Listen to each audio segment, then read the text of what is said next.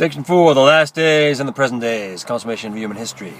When Jesus talked about the coming death of Peter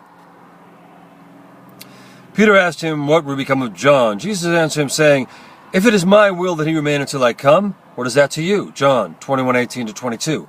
The disciples, hearing this, thought that Jesus might return within John's lifetime. Besides, Jesus said to his disciples, "You will not have gone through all the towns of Israel before the Son of Man comes." Matthew 10:23. And again he said, "Truly I say to you, there are some standing here who will not taste death before they see the Son of Man coming in his kingdom." Matthew 16:28. Because of such words, not only the disciples of Jesus, but also numerous Christians have since believed that the Lord might come in their lifetime, and always were haunted by a feeling of tension about their days being the last days. This is because they do not know the fundamental meaning of the last days. By examining the present fulfillment of the three great blessings to man, which God set up as the purpose of his providence of restoration, we can prove that today is the last days. This is the reason Jesus said, "From the fig tree learn its lesson. As soon as its branch becomes tender and puts forth its leaves, you know that summer is near. So also, when you see all these things, you know that he is near, at the very gates."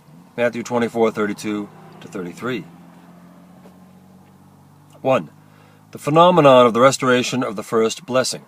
As already discussed in the principle of creation, God's first blessing to Adam and Eve was for them to perfect their individuality. We can tell from the following phenomena that God's providence restoring fallen men to their original state of creation with perfected individuality has reached its final stage. The first way we can see this is from the fact that the spiritual standard of fallen men is being restored.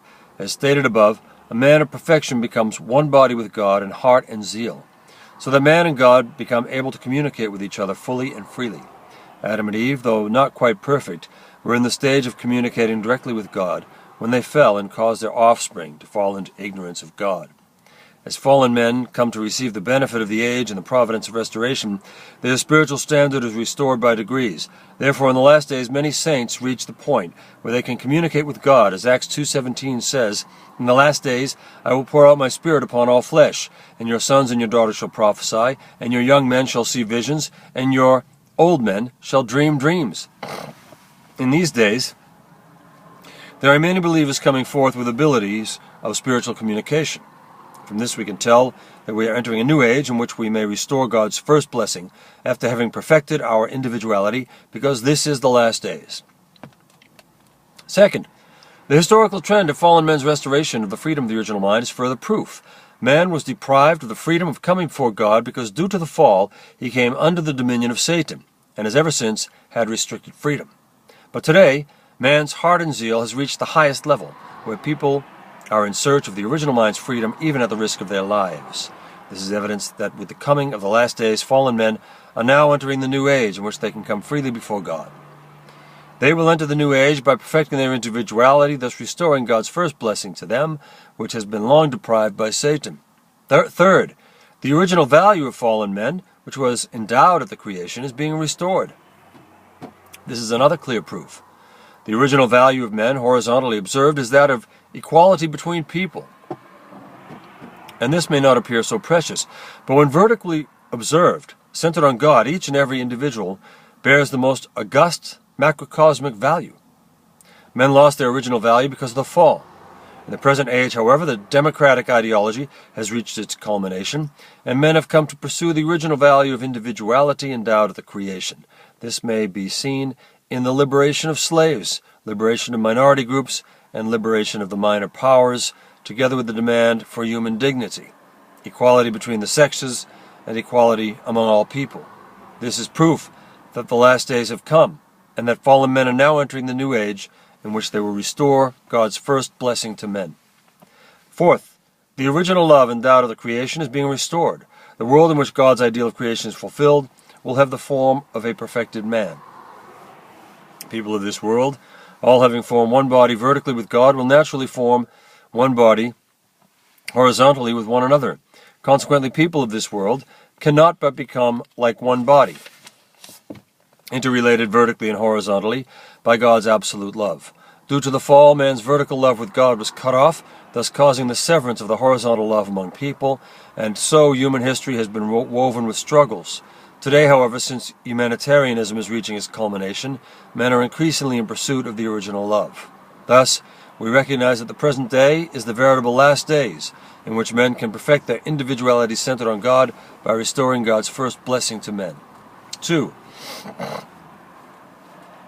The phenomenon of the restoration of the second blessing. God's second blessing was for Adam and Eve to attain their true parenthood by multiplying children of goodness, and then to establish homes, societies, and a world of good sovereignty. But due to the fall, Adam and Eve became evil parents, multiplying evil children, and thus formed a world under the bondage of the evil sovereignty. God has conducted the providence of restoring men's spiritual standard by separating men from Satan on an internal basis through religion, while on the other hand, he has separated men from Satan on an external basis through various struggles and wars. Thus he has conducted his providence of restoring the sovereignty of goodness on both an internal and an external basis. Human history, then, has been the restoration of God's second blessing to men, accomplished by the separation of men from Satan on both an internal and an external basis, and by finding those children of God who will be able to attend the returning Lord, our true parent. Therefore we perceive from the phenomenon of the restoration of God's sovereignty on both an internal and an external basis that today is the veritable last days. This restoration has appeared through the history of the development of cultural spheres centering on religion, and through the history of the rise and fall of nations. Let us now study how the history of the development of cultural spheres has progressed, causing the present age to be the last days.